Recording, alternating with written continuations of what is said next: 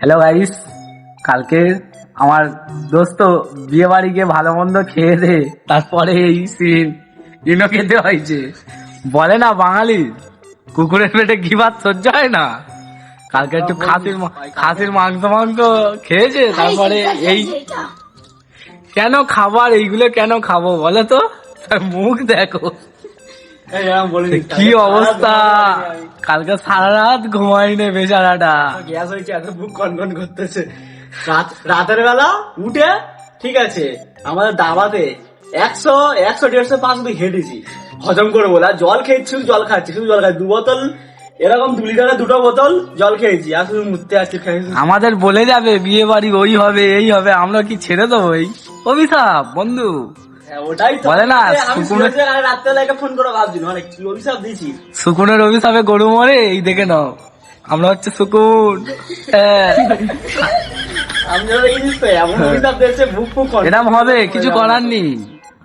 Hello guys, দেখো সঙ্গদা কোথায় গেছিল আর জল খাচ্ছে। খাচ্ছে হজম করছি, খাসিটা হজম করতেছি সারাদিন ধরে, জল খাচ্ছে আর হজম করছি। আজকে এত বুক যন্ত্রণা করছিল রে, বললে তোকে কি বলবো, সারা রাত ঘুমাতে পারি নাই, 5টার সময় ঘুমিয়েছি। গাইস আমাদের নিয়ে যায়নি বলে তাই জন্য হয়েছে বলো। ওই দেখো শুধু জল খাচ্ছে। রাখ তোর লোকের দেখাই নিস। গাইস চলে এসেছি একটা ইন্টারেস্টিং ব্লগে। কালকে দেখো শঙ্কর দাদা বিয়ে বাড়িতে গেছিল, পেট যন্ত্রণা হচ্ছে, সারা রাত ঘুমাতে পারিনি।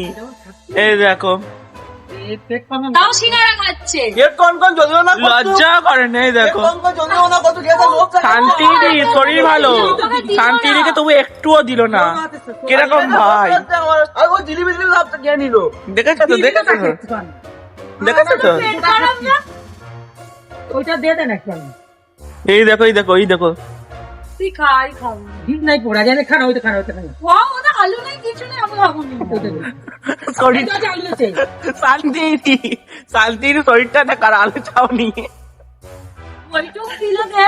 ও ঠিক আছে। ওরা একটু করে দিতে তোমরা সালাদ দু ভাগ না আছে না।